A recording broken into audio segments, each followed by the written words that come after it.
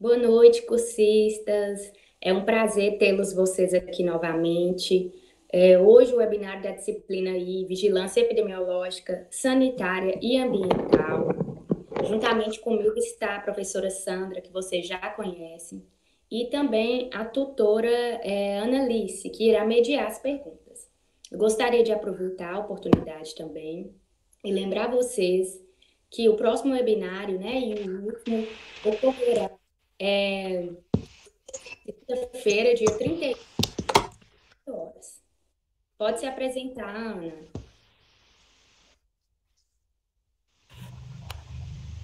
Pessoal, cursistas, boa noite. Meu nome é Annalice, sou professora de Ciências em Itajubá, no sul de Minas, e sou professora mediadora do Polo de Pirapora. É um prazer estar com vocês e hoje estarei aqui ajudando vocês juntamente com a professora Sandra e a Suiane, coordenadora do curso. Boa noite a todos. Passo a palavra à professora Sandra. Boa noite a todos. Desculpa esse transtorno. Eu acredito que eu já conheço a maioria, já estou acompanhando vocês já desde a disciplina C, e agora a gente está aqui de novo na disciplina I, vocês já estão quase no final, que eu lembro no início vocês estavam perguntando, vai até qual disciplina? Aí, agora vocês já estão chegando no fim já, né? Que bom. Eu acredito que vocês tenham aprendido muito já, e agora a gente vem para uma disciplina extraordinária, porque é agora que a gente entende, que a gente vai conhecer mais sobre as doenças, que é a disciplina I, são as vigilâncias, vigilância epidemiológica, sanitária e ambiental. Eu acredito que vocês... Já posso começar a falando? A apresentação toda? A palavra está com você. Só explica os meninos o motivo dos slides e que depois você vai passar, tá bom? Os slides, meninos, já estão todos prontos. Inclusive, essa aula, eu preparei ela até um pouco diferente da maneira que eu fiz a disciplina C, que eu coloquei um pouco mais de conteúdo. Por quê? Porque o material é muito grande. São mais de 500 páginas de material que eu mandei para vocês estudarem. E eu entendo que o tempo é curto, que é difícil para sentar para estudar isso tudo. É uma matéria um pouco chata de ficar lendo. Mas, para facilitar para vocês, o que eu peguei? Já que a gente está pegando o material, o conteúdo principal, aquele manual de bolso da vigilância, de vigilâncias em saúde, então eu peguei o conteúdo e facilitei, dei uma mastigada para vocês aqui na apresentação do webinário. Então, eu já vou deixar isso para vocês assim que acabar a aula aqui, para vocês já acompanharem tudo que eu estiver falando. Então, eu separei falando sobre as doenças, falando sobre como vai passar ao longo do tempo, algumas doenças de maior importância para a saúde pública, tudo que está no manual e que eu já deixei separadinho para vocês. É uma maneira mais fácil de fazer uma recordação do que vocês já estudaram, do que vocês já conhecem. Então, está o material todo lá. E no final disso aqui, então vai ser um conteúdo maior, que eu vou estar enviando para vocês, mas é um conteúdo maior, mas que é com o objetivo, no intuito, realmente de facilitar. E no final, a gente vai fazer os comentários igual a gente fez da outra vez, falando sobre o que eu quero no Fórum 1, o que eu pretendo que vocês façam no Fórum 2, algumas atividades avaliativas. Então, a gente vai comentar um pouco sobre o que vocês devem fazer nessa disciplina. Tudo bem? Então, a gente começa falando dessa disciplina aí, que são as vigilâncias epidemiológica, sanitária e ambiental. Essa disciplina, a gente vai conhecer as doenças infecciosas parasitárias, que é um guia de bolso do Ministério da Saúde. Eu deixei para vocês o guia de bolso, o último, o mais atualizado. Então, esse guia de bolso vai falar um pouco sobre a maioria das doenças que são de notificação compulsória, que inclusive é o fórum que vocês vão fazer. As doenças de notificação compulsória são as doenças que a gente tem que conhecer, que são de notificação imediata ou não. E vai falar também um pouco sobre essa vigilância em saúde, sobre quem que a gente deve notificar ou não, sobre as doenças que são transmissíveis, sobre as doenças que não são transmissíveis. Por exemplo, a gente vai falar de diabetes. Diabetes é transmissível? É uma doença transmissível ou não transmissível? É não transmissível. Agora, se eu falar de uma tuberculose, é transmissível. Mas a tuberculose é uma doença transmissível pelas vias aéreas. Se eu falar de hepatite B, também é uma doença transmissível. Mas o tipo de transmissão dela não é vias aéreas. vai ser relação sexual, sanguínea, então vai ser outro tipo de transmissão. Então vamos falar um pouco sobre isso.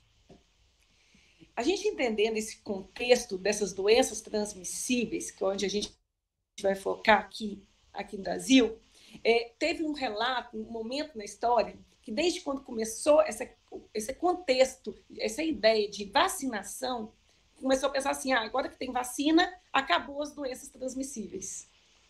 Mero engano, mentira. Não foi exatamente assim que aconteceu. Com as doenças, né, com essa questão de imunoprevenção, foi bom? Foi excelente. Foi tão bom que, por exemplo, desde 1989, já vai ter 30 anos, que não tem caso de poliomielite no Brasil. Mas aí vocês vão me perguntar assim, mas por que tem, então, vacinação contra a polio? Por que eu vacino meus filhos contra a polio se não tem mais de 30 anos que não tem polio no Brasil? Não tem polio no Brasil, mas tem poliomielite na África, principalmente na Ásia. Então, por causa deste contexto, o Brasil continua fazendo a vacinação, que é quando a gente fala que a gente faz o tal do bloqueio. A gente faz esse bloqueio e mantém o Brasil fechado, sem casos de poliomielite. Então, por isso que é tão importante a gente saber que existe essa imunoprevenção, que eu acho tão importante que eu cobrei de vocês isso no fórum. Mas não quer dizer que com essas vacinas foi erradicado todas as doenças. Então, ainda tem. Por isso que é tão importante a gente falar delas ainda assim. Então, a gente saber que existe essa questão de doenças transmissíveis, que só com a vacina não foi o suficiente, que a gente ainda tem muitos casos. Salmonela, por exemplo, né? Que a gente pode ser contaminado com água, com alimento. Então, o Brasil vem diminuindo, tem uma redução dessas doenças transmissíveis, mas ainda a gente tem que melhorar em vários outros. Diminuiu, como eu falei, da polio, diminuiu da raiva, mas ainda a gente tem que melhorar em vários outros aspectos. Então, por isso que é tão importante a gente estar estudando isso. E para a gente estudar essas doenças, a gente tem que saber que existem dados diferentes para a gente estudar, porque existem vários tipos de dados. Existem dados de morbidade, de mortalidade, dados de notificação. Qual que é a diferença? Qual que é a diferença, por exemplo, de morbidade para mortalidade? São dados diferentes. Os dados que a gente vai pegar de mortalidade são os dados de morte, de óbitos. Morreu tantas pessoas de Covid-19. Então, morreu tantas pessoas de tuberculose. Então, são mortes. Mas, além das mortes, existem também as morbidades, as doenças. Quantas pessoas têm com diabetes? Então, a gente tem as morbidades. São as doenças e o número dessas pessoas. Então, através desses dados, desses números, a gente consegue fazer intervenções. É uma intervenção que é uma das que a gente mais faz como agente de endemias, são quando a gente pega os dados de morbidade da dengue. Quantos casos de dengue que está tendo na região? Por que na época de chuvosa tem mais dengue? Por causa dessa proliferação do mosquito. Então, a gente pega tudo desses dados, dados ambientais, dessa questão de zoonose da dengue. Então, são vários dados que a gente tem. Então, isso tudo vai estar passando para vocês nos slides. E depois disso, a gente tem um momento importante que são os sistemas de informação em saúde. Dentro dos sistemas de informação em saúde, que a gente vai tirar todos os conceitos, a gente vai priorizar o que é importante dentro da saúde pública no Brasil.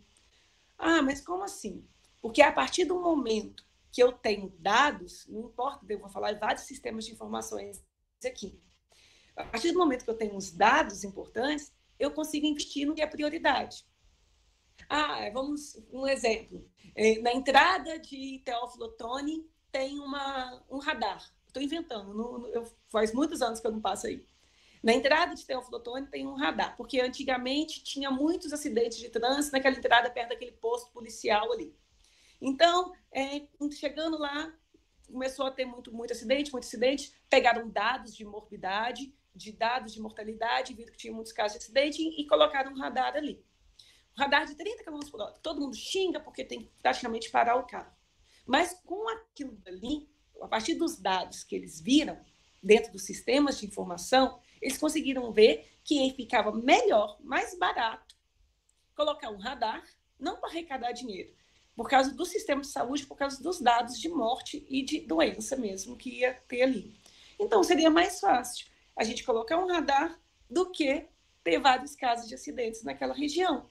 Então, por isso, quando a gente conhece, a gente reduz as incertezas. A gente vai colocar o radar exatamente onde tinha acidente.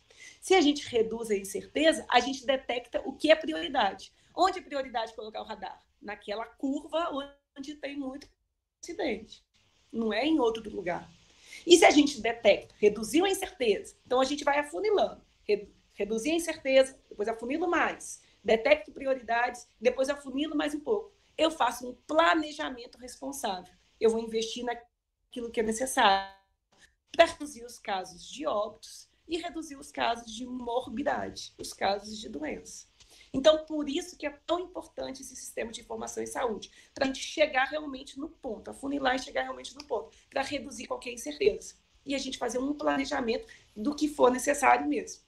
Com isso, a gente faz um planejamento, a gente executa e vê se deu certo. Ah, o radar funcionou? Começou a ter radar, parou de ter acidente. Pronto, resolveu o problema.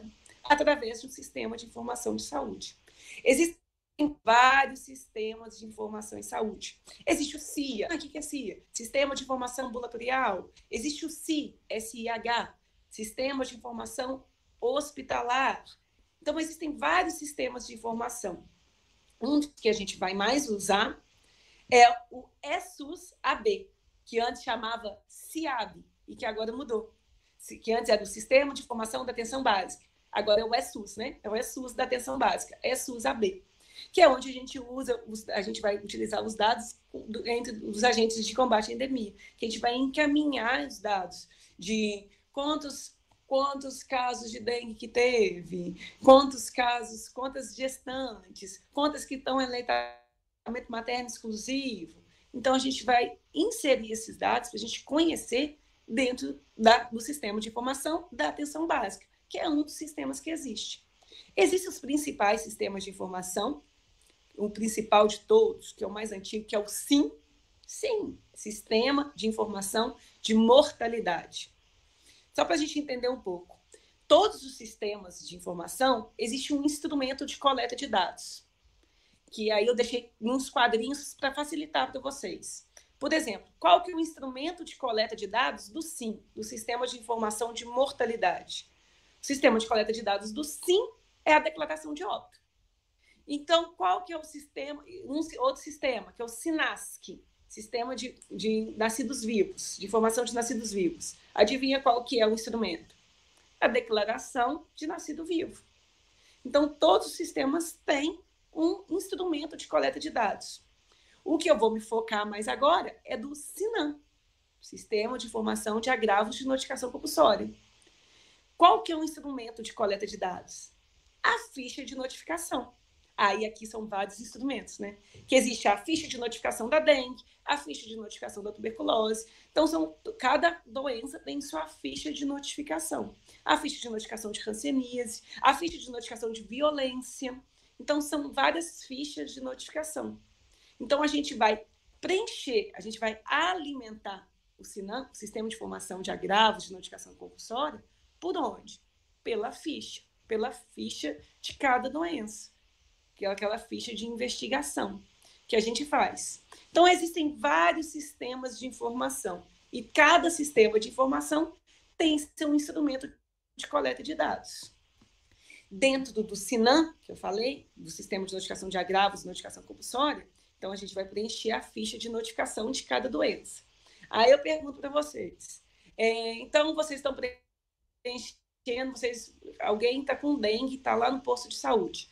Quem deve preencher a ficha de notificação? Todo mundo sabe? Qualquer pessoa. Ah, tem que ser um médico? Não, tem que ser um enfermeiro? Não. Qualquer profissional que seja capacitado, que consiga preencher aquela ficha de notificação, pode preencher a ficha. Isso vai estar em algum momento para vocês. Não lembro se vai estar em alguma avaliação, mas já dei uma questão para vocês, já assim, de graça. Aí, agora vocês podem me perguntar uma outra coisa. Aí fala assim, então existem vários sistemas de informação que vocês já sabem e que eu quero conhecer mais sobre isso, eu quero ver quantas pessoas que estão morrendo de dengue, quantas pessoas que estiveram com dengue, quero saber um pouco mais sobre qualquer doença que eu tenha interesse. Aonde eu vou? Todos esses sistemas de informação são compilados, são unidos dentro de um site, de uma homepage, que é o DataSUS. Então, um dever de casa para vocês é digitar lá, digita no Google, DataSUS, que aí vocês vão conhecer um pouco mais sobre o DataSUS. Vocês podem entrar pelo mapa do DataSUS, na região de vocês, no estado. Então, vocês vão conhecer sobre o que vocês tiverem interesse pelo DataSUS. Por exemplo, eu quero saber como que está o aleitamento materno na minha região. Então, eu entro e avalio como está o aleitamento materno. Então, existe uma homepage que é um único banco de dados que vai unificar todos esses sistemas de informação, que é muito interessante, que vale a pena vocês entrarem para conhecer.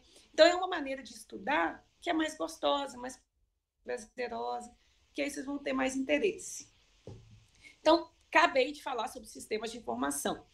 E agora, nós vamos falar especificamente do que está dentro do manual, que são as doenças de interesse para a saúde pública.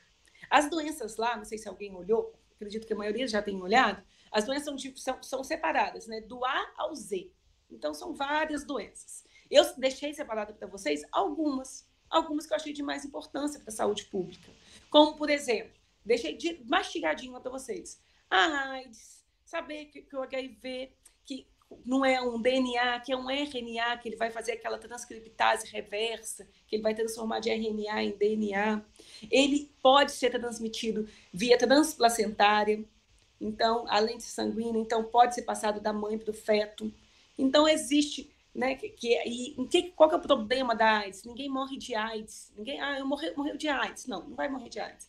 O problema é que o vírus do HIV, o que ele faz? Ele faz com que a gente não consiga produzir os nossos anticorpos, as células TCD4, TCD8. Então, com isso, a gente fica com a imunidade baixa. Então, começa a aparecer outras doenças. Então, por isso que é tão importante essa questão do HIV. Mas hoje em dia a gente não morre mais de AIDS. Está sendo até falado sobre o HIV não ser mais uma doença transmissível, ser considerado uma doença crônica. Porque a gente consegue, com um coquetel, manter essa virulência muito baixa. E é realmente isso. Se a virulência está baixa, a gente consegue produzir os linfócitos. Então, a gente consegue produzir anticorpos. Então, não vai ter problema. O problema é quando a gente não está tendo controle e não consegue produzir anticorpos. Então, a gente vai ter problemas com outras doenças. Então, são aquelas outras doenças que vão aparecer porque a gente não tem proteção. Existe outra doença que é muito comum, a amebíase, que é transmitida via oral, anal. Então, mas não é tão normal assim. Eu lembro que desde a época que eu era monitora, que eu fiquei 1 ano na monitoria de parasita, a gente tinha muito caso de ameba ainda. A amebíase era uma coisa bastante comum aqui em Juiz de Fora. Uma cidade grande era. Ancilostomíase, que é aquela conhecida doença do jeca-tatu, vocês lembram dela? Que era a doença do jeca-tatu, o amarelão, também, que é uma doença por nemateumintos, né, que é uma doença parasitária, e principalmente ela vai ser oral fecal. Outra doença muito comum, o ascaris, a lombriga, o ascaris lumbricoides. Sobre o ascaris também vou abrir um parênteses aqui, que é muito interessante. Não sei se vocês já pegaram alguém com ascaris, que eu já peguei, que às vezes sai no nariz, na orelha, vai vomitar, sai as lombriguinhas na boca, não só pelas fezes. Não sei se alguém já vivenciou isso. Eu já vivenciei. Enfim, aí o que vocês fazem? Pode dar o remédio direto para o ascaris? Eu vou tomar um remédio que vai resolver um antivermífugo que vai resolver o problema da ascaris. Show, acabou. Se fizer isso, a gente vai matar, no caso mais geralmente acontece, a gente vai matar a criança. Sandra, mas como assim? Então vai deixar o ascaris ali? A gente tem que literalmente tirar aquele bolo que o ascaris forma, né, que eles vão se unir um outro, tirar aquele bolo e quando sair bastante, a gente conseguir. Porque quando a gente dá o vermífugo, ele vai acontecer o quê? O verme vai morrer dentro do nosso organismo. Então, libera uma toxina. Então, muito verme, muita quantidade, muita toxina. Então, essa muita toxina vai conseguir fazer com que mate literalmente a pessoa. Então, por isso que a gente vê, às vezes, saindo na orelha, no ouvido, na boca, em todos os lugares o verme, porque a gente tem que tirar esse bolo antes. Mas, enfim. Também, né, o ascaris lumbricoides, que é uma doença infecto-parasitária de oral fecal, de infecção oral fecal. Botulismo, que também vai estar na lista. Então, eu já falei das letras A, estou passando para B. botulismo, que é uma doença, lembrar só que ela não é contagiosa, que é uma neurotoxina. Então, principalmente quando a gente vai fazer uma compra com esses enlatados, que tiver, se perceberem que tiver algum amassado, pode correr o risco. Cancro mole, deixei até uma foto para vocês de um pênis, depois vocês dão uma olhada, um pênis com cancro, que é uma DST. A candidíase, lembrar que a candidíase é uma que entra também como se fosse uma terceira fase de DST, mas ela entra como, conhecida como sapinho, que dá em criança também, ela está na nossa microbiota normal, então sempre que a nossa imunidade baixa, então a gente pode correr o risco de ter a candidíase. Lembrando que a candidíase ou qualquer fungo gosta de duas coisas, gosta de lugar quente e úmido. Então sempre que ficar quente ou úmido, vai ter grande chance de proliferação de fungo. Então, por isso que, às vezes, por que dá candidíase na criança sempre na boca? Então, ali está quentinho, que a gente está mantendo quente, e úmido, ali, né? Coloca o bico. Então, às vezes, pode dar monilise oral. Ou a mulher, que a gente sempre orienta, não ficar o tempo inteiro de calça jeans. Então, usa calcinha de algodão. Por quê? Se ficar quente e úmido, no canal vaginal, a vagina já é quente, já é úmida, então vai desenvolver candidíase. Então, candidíase também vai estar na lista para vocês. Uma outra doença que eu sempre coloco ela, porque às vezes a gente não ouve muito falar, mas ela aparece, que é a coccidioidomicose. Vou repetir a palavra. Coccidioidomicose. É uma micose, é um fungo que a gente pode pegar pelo ar, que ela geralmente fica no meio do mato, nas folhas, e vai para o pulmão. Eu gosto dela porque eu tenho um caso particular com ela. O primeiro óbito que eu tive na minha vida foi de coccidioidomicose. Cólera, que a gente também conhece bem, água e alimentos contaminados. Coqueluche, que é aquela tosse de cachorro, que é aquela tosse seca. A dengue, que acaba que a gente fica bastante na dengue. Importante a gente lembrar que a gente tem 4 sorotipos de dengue, né? O D1, D2, D3 e D4. Então, cada vez... Aí fala assim, cada vez que eu pego esse pior, é que provavelmente você está pegando uma cepa diferente. Então, cada vez que você vai pegar esse vírus da dengue, você pegou o D1, provavelmente depois você vai pegar o D2, depois o D3, depois o D4, mais chance de ter aquela febre hemorrágica da dengue. Doença de Chagas. Lembrar da doença de Chagas, que é quem é a transmissão da doença de Chagas, que é o Trypanosoma cruzi, que aqui são os barbeiros. Aí a doença de Chagas tem um detalhe importante, que antigamente a transmissão da doença de Chagas era só pelo repasso do barbeiro. Mas hoje em dia não. O barbeiro pode estar em vários lugares, por exemplo, no açaí, a gente triturar o açaí e comer ali, com o açaí que a gente comeu, tinha um barbeiro no meio. Então, acabou que foi ingestão. Eu tenho chance de pegar doença de Chagas com uma ingestão, tomando um açaí? Tem sim. Se no meio daquele açaí tinha um barbeiro contaminado, tem sim. Então, acaba que a transmissão não é só vetorial. É importante a gente saber disso. A transmissão pode ser de várias outras maneiras. Inclusive, essa mais, como eu sou neonatologista, acaba que a gente foca nisso. Inclusive, a transmissão da doença de Chagas pode ser até transmitida transplacentária, como HIV. Vocês sabiam disso?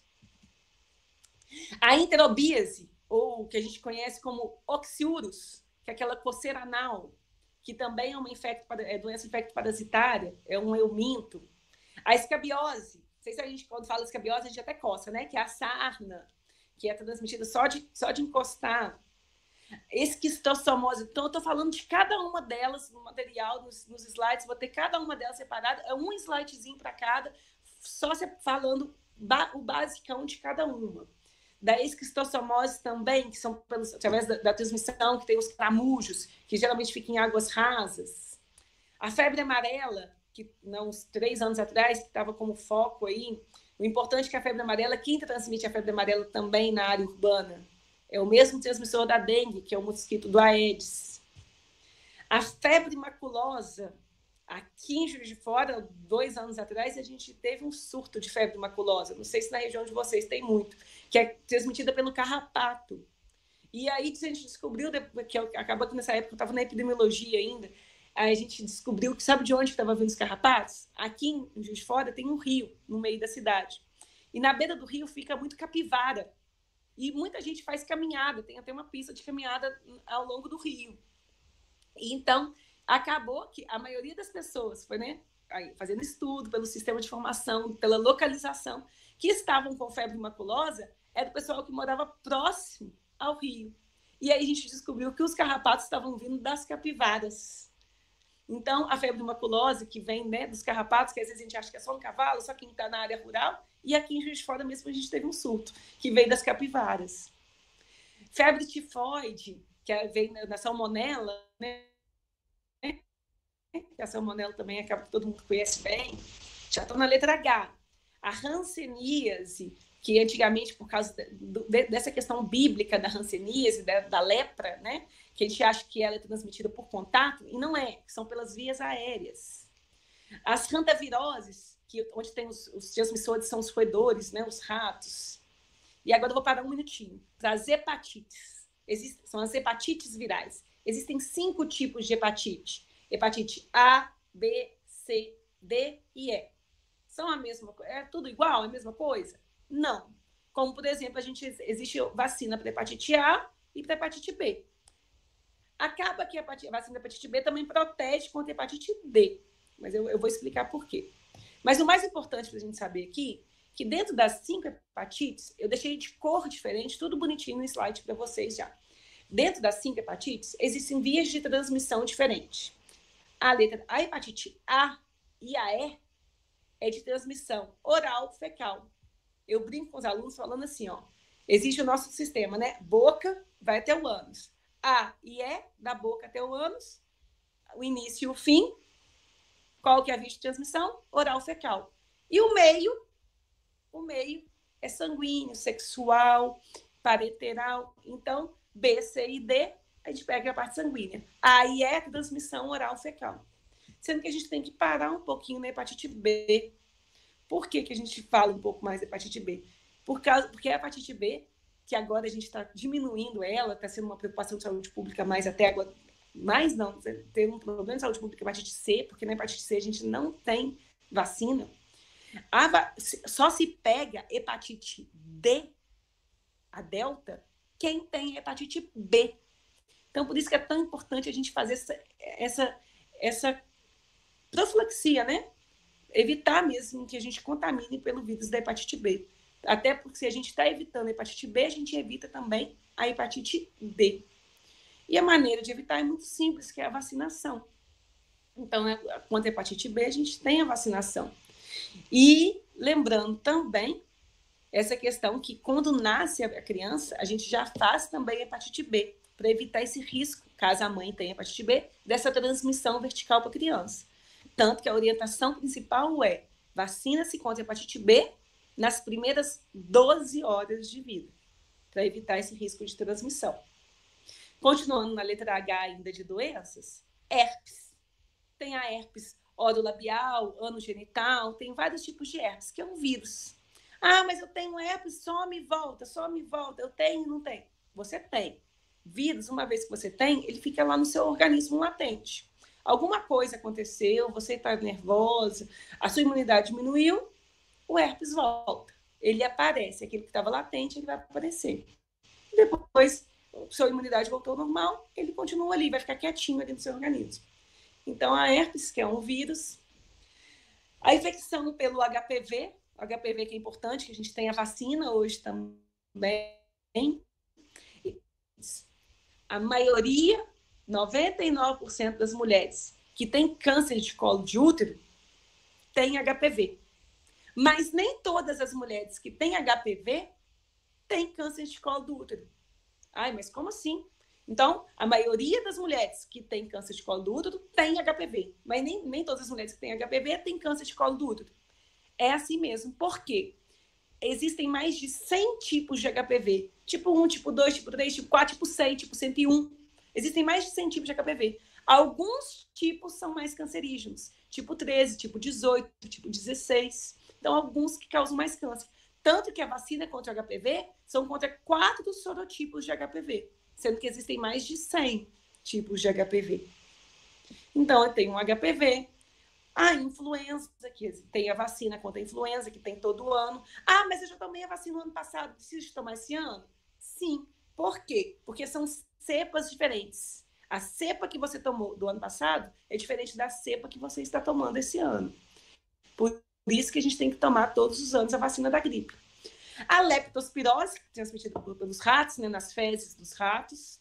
Malária, que não é comum na nossa região, mas é uma doença endêmica no Brasil, por isso que eu deixei para vocês a malária, que é pela picada do mosquito, que é outro mosquito, que é o Anófeles. A raiva que não tem tantos casos, mas como ela é de alta letalidade, uma vez que eu peguei, eu tenho 99% de chance de morrer, ela é tão importante para a saúde pública, que principalmente a raiva é nos gatos e cachorros, mas a gente não pode esquecer, por exemplo, se eu sou veterinário, então eu já tomo a profilaxia antes, por causa de veterinário, vou trabalhar com morcego, alguma coisa assim, que também corre grande risco de transmissão de raiva. Já estamos na letra R. A rubéola, que é importante, que a rubéola vai ter vacinação, tanto a rubéola quanto o sarampo. A teníase, dentro da teníase tem a cisticercose.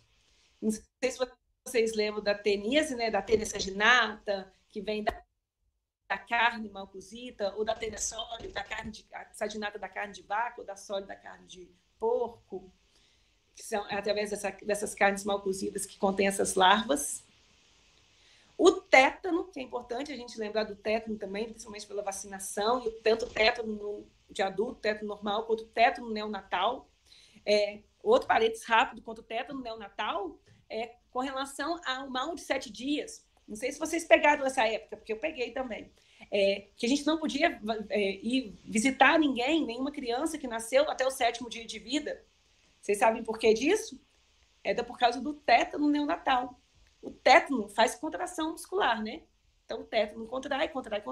O coração é um músculo, então ele vai ficar contraído. No 7º dia, o coração, que é um músculo, para. Então, a criança morre. Mas, antigamente, não sei como foi curado o umbigo de vocês.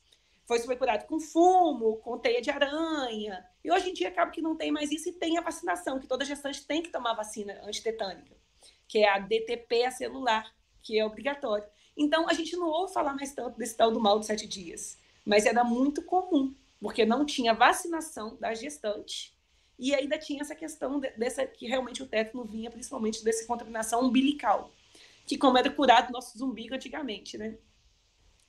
Tuberculose, que é um outro problema grande de saúde pública, transmitido por aerossóis, e acabou as doenças. Agora, vamos falar um pouquinho sobre as atividades que a gente vai fazer?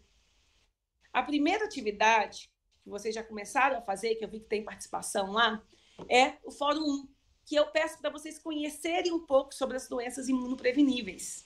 Por que eu estou focando nessas doenças imunopreveníveis? Porque não tem nem como, já que são várias doenças, o nosso foco principal aqui nesse conteúdo, nessa disciplina, é a gente conhecer essas imunopreveníveis. O que são doenças imunopreveníveis? São doenças que têm vacinação, tem a vacinação pelo SUS.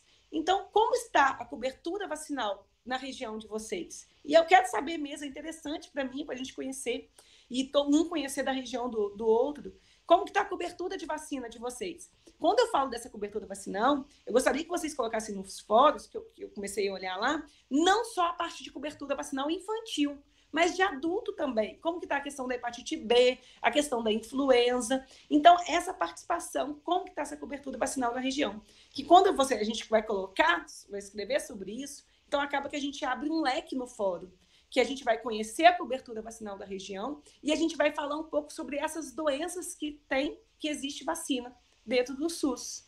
Então, acaba que a gente vai estar falando um pouco sobre duas coisas, que é interessante. Então, quanto mais vocês falarem sobre essa cobertura, sobre essas doenças, é mais interessante, mais enriquecido vai ficar o fórum. Já no Fórum 2, eu peço para a gente conhecer e vai comentar um pouco sobre o sistema de informação, que é o que eu mais foquei aqui, que é o SINAM, o de agravos e notificação compulsória. Falar sobre as doenças de notificação compulsória, que existe doença de notificação compulsória imediata, que a gente tem que notificar em 24 horas, e não imediatas, que a gente tem 7 dias para notificar. Como que essas notificações são realizadas, que é através daquelas fichas de notificação individual. Quem pode notificar, que eu comecei a falar, que qualquer pessoa, quem recebe essas notificações, para onde que vai? Você preencheu a ficha lá, vai para onde? Como que é alimentado esse sistema até chegar lá no DataSUS que eu falei para vocês. Então, a gente vai comentar um pouco sobre esses sistemas. como se vocês... Pode colocar a experiência de vocês, que eu ainda não vi a experiência. Se alguém já preencheu alguma ficha, como que foi preencher essas fichas de notificação? Vocês estavam seguros para preencher essas fichas? De onde vocês sabem onde que ficam essas fichas?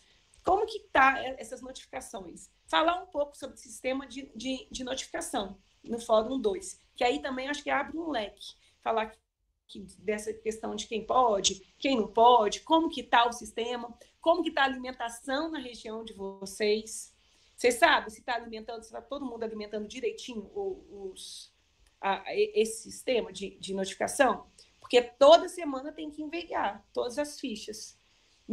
Tá bom, mas não teve ficha nenhuma, tem que enviar? Tem que enviar a tal da negativação, falando que não teve nada.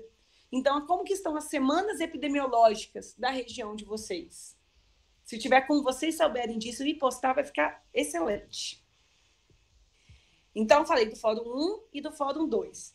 Agora vamos falar da atividade avaliativa, que eu falo que no município houve aumento elevado dos casos de dengue nos meses mais chuvosos. Você já... Acho que não está liberado já, não está, Suiane? Acho que está, né?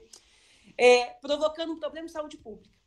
Aí eu pergunto, o que o agente de combate a endemias pode fazer para melhorar a situação de dengue no município? O que vocês acham que vocês podem fazer para melhorar? Nesse município foi realizado um levantamento rápido do índice de infestação, do Aedes, que é o tal do Lira. Vamos falar um pouco sobre o Lira? Então, eu deixei um manual do Lira para vocês, lá dentro dos conteúdos. Então, dentro dos conteúdos lá, está o caderno de atenção básica, esse caderno não, né? O manual, e esse manual do Lira. Então, não deixe de conhecer o Lira, que é muito importante. Quais orientações a população necessita receber para reduzir os casos de dengue? O que a população precisa saber? Qual que é a nossa parte? O que a gente tem que orientar a população? Se a população não participar, não funciona. Lembra lá da disciplina C. E por que o aumento de casos ocorreu nos meses de novembro e dezembro? Por causa dessa questão da proliferação do mosquito. Então, o que eu quero com vocês aqui? Eu quero que vocês conheçam e entendam um pouco mais sobre a dengue no Brasil. Eu preciso que vocês conheçam sobre o Lira. Então, isso tudo tem que estar na resposta de vocês. Esse conhecimento sobre a dengue, esse conhecimento sobre o Lira, vocês perceberem a importância da prevenção em saúde pública, porque é tão importante prevenir. Entender por que tem que ter controle da doença, é necessária a participação da população, porque se não tiver essa participação, não vai ter controle da dengue. E a gente tentar associar esse período chuvoso com a disseminação da doença. Então, eu estou com vocês nessa atividade. Deixei tudo escrito lá nos meus objetivos que eu quero. E deixei para vocês também 2 avaliações que vai estar lá nas avaliações para vocês. Uma que eu deixei, para mim, é a mais prática, é a melhor de todas, e que está lá para vocês no manual. Eu vou ler, vocês não estão vendo, né? A oferta de água de boa qualidade e em quantidade suficiente é de extrema importância. Para a cólera, pode-se realizar um tratamento domiciliar com hipoclorito de sódio, água sanitária. Para o volume de 1 litro de água, é necessário quantas gotas de água sanitária? Para a gente deixar uma água que poderia estar contaminada e deixar a água com qualidade, sem risco de contaminação, a gente precisa de 2 gotas, que é o gabarito. 2 gotinhas de hipoclorito. Então, olha uma coisa que a gente pode, quando a gente estiver em alguma casa que não tiver água filtrada, orientar. Colocar 2 gotas, que é a questão. Então, eu coloquei várias questões, eu quis mostrar para vocês, eu coloquei várias questões práticas do dia a dia, não é muita coisa teórica, não, é para vocês vivenciarem mesmo. E uma outra questão que eu coloquei para vocês de notificação compulsória, falando que quem que a gente notifica em notificação compulsória? Só os casos confirmados? Não, a gente vai notificar todos os casos suspeitos e os casos confirmados, que é o gabarito também dessa outra questão, que daqui 10 minutos vocês já vão ver lá lá na plataforma. E agora, enfim, momento tira dúvidas. Acabou a apresentação, momento tira dúvidas para vocês. Eu falo demais, não acabo passando do tempo, né? Desculpa. Oi, professora Sandra, boa noite de novo, boa noite a todos os cursistas. A gente teve participação de vários alunos aqui, falando da excelência da aula, como a senhora domina bem o conteúdo. O aluno Efranásio falou que muitos dizem que no curso EAD não aprende, mas que vale a dedicação e a participação de todos, né? Que aprende muito, sim. O aluno Rafael quis falar também sobre como foi difícil a vacinação no começo, que antigamente era um sucão, o pessoal tinha medo, né? E muita gente não ia vacinar. Então, muitos adultos hoje têm medo de vacina por causa daquele período que ia com revolvinho e tudo mais. O que a senhora tem para falar sobre esse assunto? Não, eu ia até falar do revolvinho mesmo. E não só isso, a história de como começou, né? Se a gente for pegar na parte histórica mesmo, como começou a vacinação. Não sei se vocês lembram, em 1904 e 1906, que foi a revolta da vacina. Como que foi essa questão da vacinação? Que foi na época que eles começaram a ver que não importava os fins, os meios, né? Os fins justificam os meios. Foi assim que começou a tal que a gente chama até hoje de campanha. Como que existiu essa palavra campanha até hoje? Por quê? Não importa como, mas conseguia resolver. Que lá naquela época atrás, foi quando começou essa revolta da vacina, que foi até contra a febre amarela. Então, não importa como, os fins justificavam os meios. Que os militares, que a saúde nessa época não existia Ministério da Saúde, né? O Ministério da Saúde estava vinculado naquela época à Justiça. Não me pergunte por que eu não sei. Que a saúde era ligada da justiça, que é dos militares que iam de casa em casa e vacinavam as pessoas. Que as pessoas aceitavam ou não, iam vacinar. Os fins, consequentemente, acabou a febre amarela no Rio de Janeiro. Então, não importava como, os fins justificavam os meios. Então, começou essa ideia de campanha. É o que a gente faz hoje. Não importa se corre o risco lá de ter a paralisia flácida que existe na paralisia infantil, com relação à elite, os fins justificam o meio. Mantém bloqueado, não tem casos de pólio, então a gente mantém essas campanhas. Que eu não sei se vocês lembram, até uns anos atrás, 10 anos atrás, existiam 2 campanhas de pólio, aquelas campanhas de vacinação contra a pólio, do Zé Gotinha, por ano. Era em junho e em agosto. Agora virou uma só. Porque diminuiu, porque não tem essa necessidade. Mas tem muita gente com medo. Aí, eu tenho que parar de falar. Os idosos que falam que, quando começou a vacina da gripe, que falava que era para acabar com como fala, gente? A aposentadoria deles. Não sei se vocês lembram desses momentos também. Mas não é nada disso. Vacina não tem nada de ruim. Pelo contrário, é muito bom. Professora, a aluna Thelma também está parabenizando pela aula. O aluno Rafael também, como domina o assunto.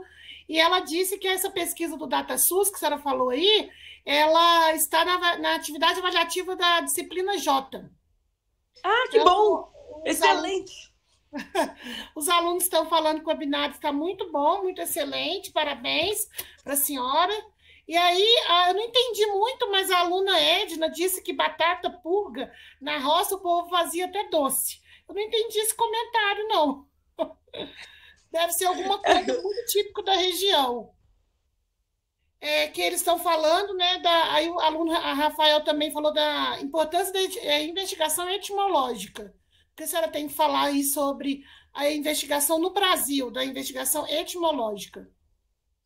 Essa questão toda, eu trabalhei um tempo como dentro da vigilância epidemiológica, e acabava que a gente pegava muito essa questão da não investigação.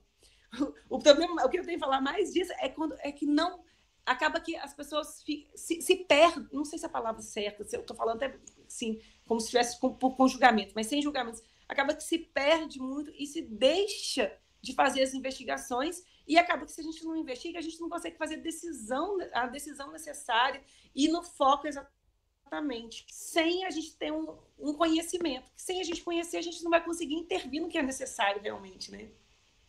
Sim, com certeza. Aí alguns alunos falaram que a dengue é muito ruim, que já tiveram e sabe da importância de cuidar, né, de manter sem os criatórios. A Laína Paula pediu para a senhora explicar um pouquinho sobre a herpes zoster.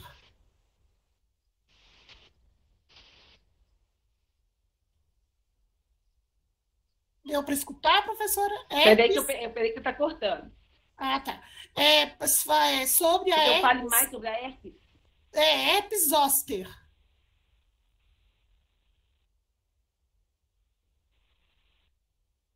Tá, você quer que eu fale sobre a herpes zoster, que vai estar também no manual. A herpes zoster é diferente da herpes simples, que não é a mesma coisa, não. É outra coisa totalmente diferente. Existe a herpes simples e existe a herpes zoster. Deixa eu até colocar aqui para vocês. Aliás, não vou conseguir colocar nada para vocês, né? Mas que vai estar no material também para vocês direitinho. Peraí, deixa eu abrir aqui, que senão eu vou não falar besteira. Já está aberta aqui da herpes.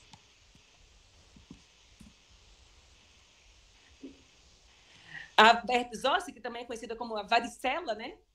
A varicela, que é a herpes zoster, é um vírus também, né?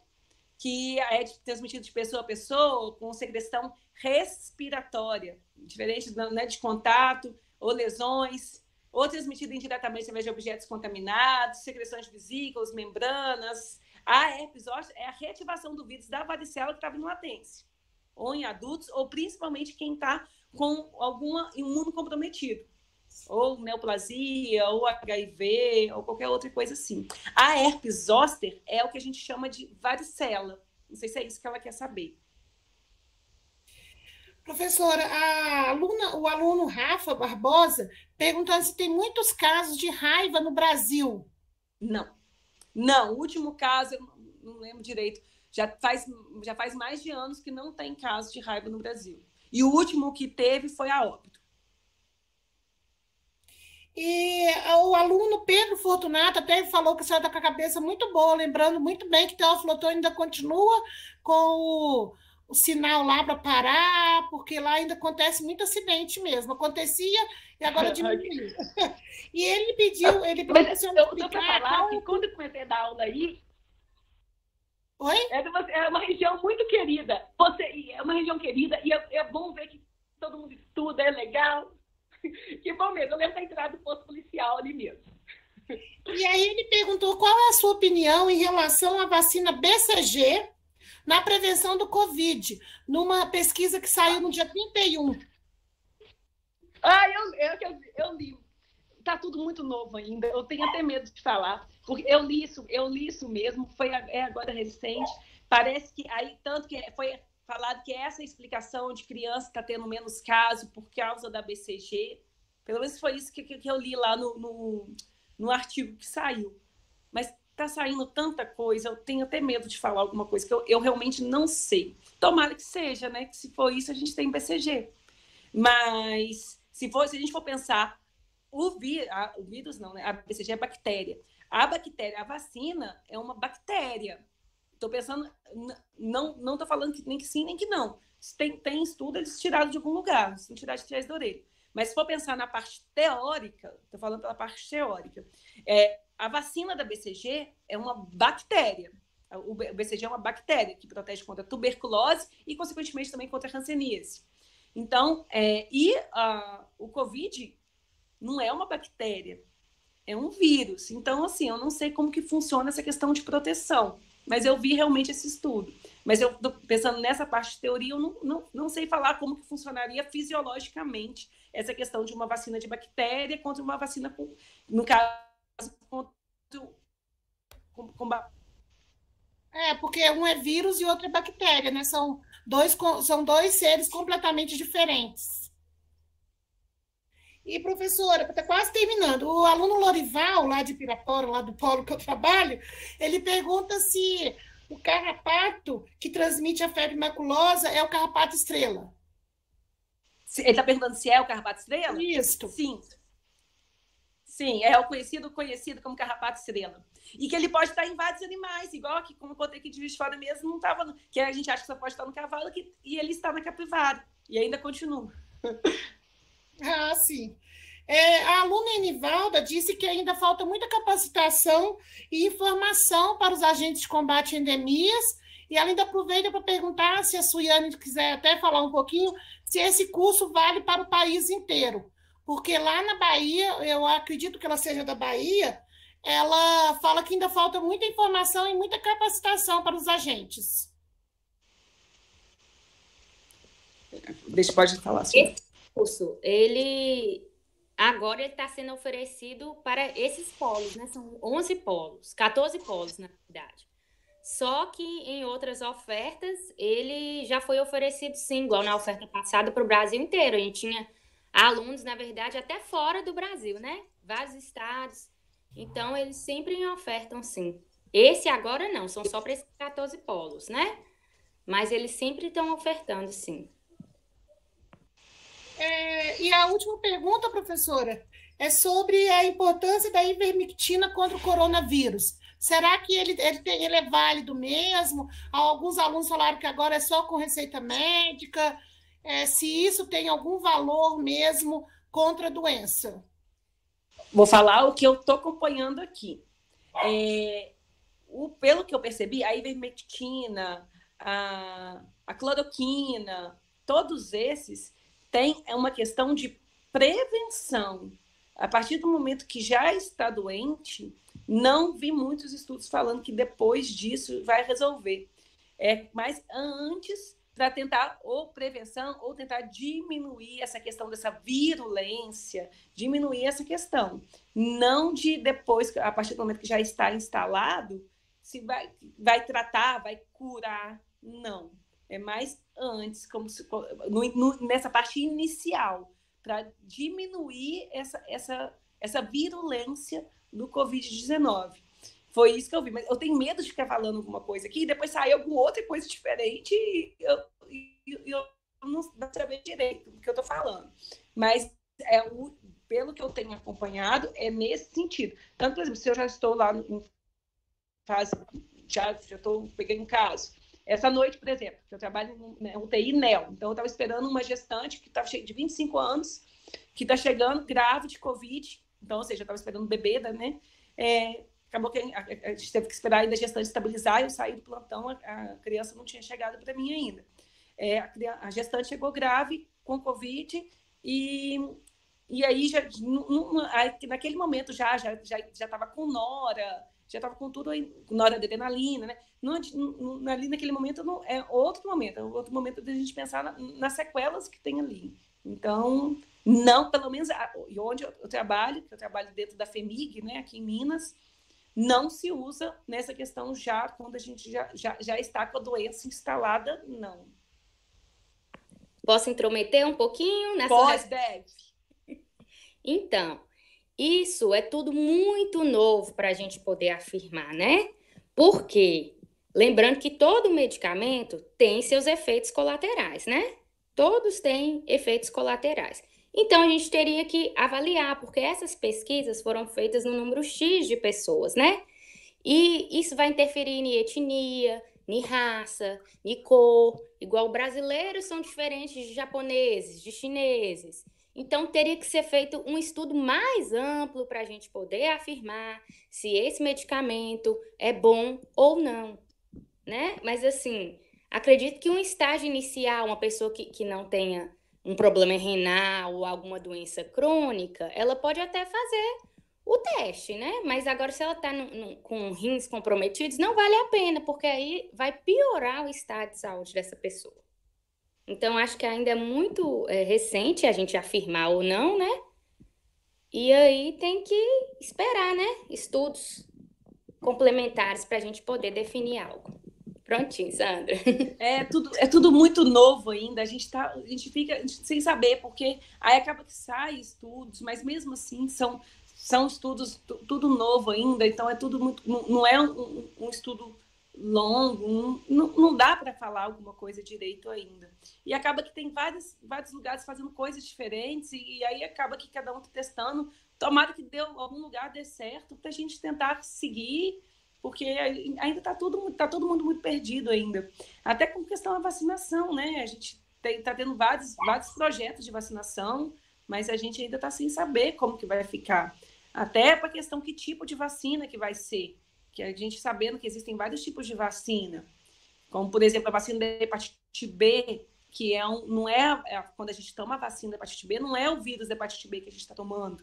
Aquilo é uma recombinação genética, né? É um robozinho da hepatite B que a gente toma. Diferente da vacina, por exemplo, da BCG, que a gente falou, que já é ali a bactéria, ela é todo cuidado, não é todo mundo que bem.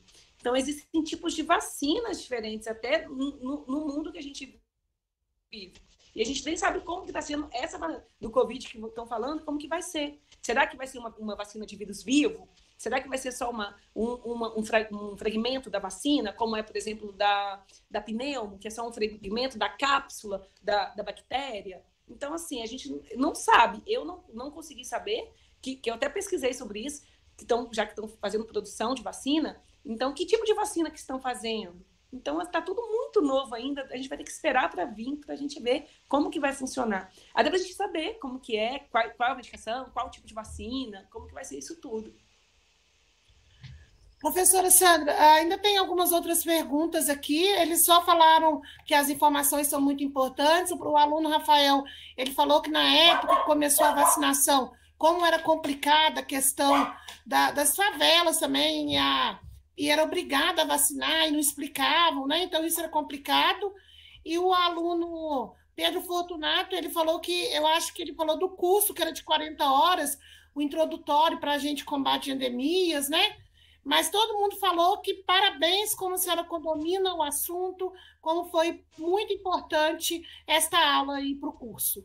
Eu acho que passo a voz para a Suiane para agradecer e agradeço a todos os alunos, aos professores mediadores que participaram. Foi muito importante mesmo essa aula. Muito obrigada a todos e boa noite. Eu acho que vocês vão gostar mais quando vocês verem o material. Boa noite. Gente, desculpa pelo material. Tá lindo, eu preparei lindo para vocês. Deixei tudo mastigadinho, pensando. O maior trabalho que eu tive foi montar isso tudo, separar 500 páginas em 60 slides para vocês. Então, assim, não deixem de ver o material, que realmente eu deixei pronto para vocês, para facilitar o estudo mesmo. Me desculpe de não ter conseguido apresentar aqui, mas vocês vão conseguir acompanhar perfeitamente quando vocês pegarem o material para estudar. Qualquer dúvida, pode entrar em contato comigo, vocês têm o meu contato, vocês já têm lá também pela plataforma. Eu estou à disposição de vocês. Muito obrigada, boa noite. Qualquer coisa, pode contar comigo. Só um recadinho, Sandra, é porque a plataforma estava com um probleminha e eu não sei se você vai conseguir enviar esses slides ainda hoje. Mas eu vou mandar no grupo de WhatsApp para os tutores para encaminhar para esses alunos. Aí você posta lá em material complementar depois. Tá. Se você não conseguir hoje, tá? Tá. Última coisa, rapidinha. Qualquer dúvida também, já que vocês tiverem dúvida nesse conteúdo que eu vou enviar, o nosso chat é segunda-feira. Então, eu deixei 4 horas para o chat. Aí vocês aproveitam também que eu vou estar por conta de vocês. Tá bom, então. O horário vai estar lá direitinho para vocês. Se eu não me engano, é de 6 às 10, de 18 às 22. Então, aí vai ter que ver isso aí, porque tem um webinário, né, de 7 às 8. Então, modifica lá depois, tá? A gente organiza, sem problema nenhum. Parabenizar pela aula e também a participação da Ana, e tenha uma ótima noite todos. Tchau, boa noite. Boa noite a todos, obrigada pela participação. E aqui tá friozinho no sul de Minas.